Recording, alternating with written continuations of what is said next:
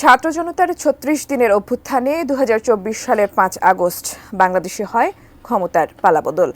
সরকার থেকে উৎখাত হন তৎকালীন প্রধানমন্ত্রী শেখ হাসিনা। এরপর থেকেই ভারতের সঙ্গে বাংলাদেশের সম্পর্কে টানাপোড়েন চলছে।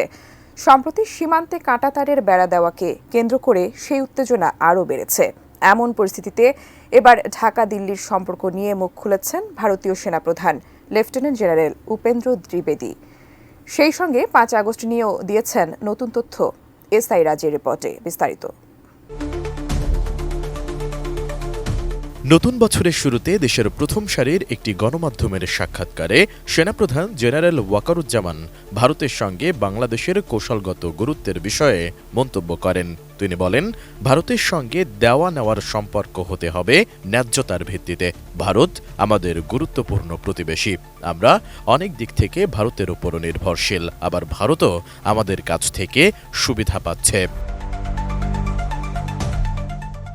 ওই সাক্ষাৎকারে ওয়াকারুজ্জামান বলেন, ভারতের সাথে ন্যায্যতার ভিত্তিতে সুসম্পর্ক বজায় রেখে চলতে হবে।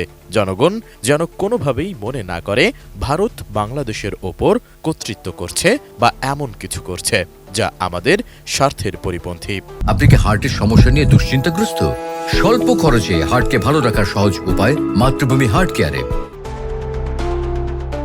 এবার জেনারেল ওয়াকারুজ্জামানের এসব কথারই প্রতিফলন ঘটিয়েছেন ভারতের সেনাপ্রধান জেনারেল উপেন্দ্র দ্বিবেদী, যেখানে দুই দেশের মধ্যে পারস্পরিক কৌশলগত গুরুত্ব স্বীকার করা হয়েছে। তিনি বলেন, বাংলাদেশ আমাদের কাছে কৌশলগতভাবে গুরুত্বপূর্ণ। আমরা প্রতিবেশী, আমাদের একসঙ্গে থাকতে হবে এবং একে অপরকে বুঝতে হবে এবং নিজ স্বার্থে বাংলাদেশ ও ভারতের মধ্যে কোনো বৈরিতা নয়। ১৩ জানুয়ারি ভারতের সেনাবাহিনীর বার্ষিক সংবাদ সম্মেলনে দেশটির সেনাপ্রধান এসব কথা বলেন। তিনি বলেন, বাংলাদেশের খুব ছোট্ট একটা অংশ ছাড়া পুরো সীমান্ত জুড়েই রয়েছে ভারত। এমন কোনো কিছু করা উচিত না যাতে আমাদের সম্পর্কে নেতিবাচক প্রভাব পড়ে। ঝুঁকির কথা বিবেচনায় জেনারেল উপেন্দ্র দ্বিবেদী আশ্বস্ত করেছেন, বর্তমানে কোনো দিক থেকেই কোনো ঝুঁকি নেই। তিনি বলেন, আজ পর্যন্ত কোনো পক্ষ থেকে কোনো ঝুঁকি দেখা যায়নি। এ সময় তিনি ৫ আগস্টের পট পরিবর্তনের বিষয়টিও উল্লেখ করেন। জেনারেল দ্বিবেদী বলেন, ওই পরিবর্তনের সময়ও আমি বাংলাদেশের সেনাপ্রধানের সঙ্গে যোগাযোগ রেখেছিলাম। এরপর গত ২০ নভেম্বরও আমাদের মধ্যে একটা ভিডিও কনফারেন্স হয়েছে। দুই দেশের সামরিক বাহিনীর মধ্যে সম্পর্ক স্বাভাবিকভাবেই চলছে।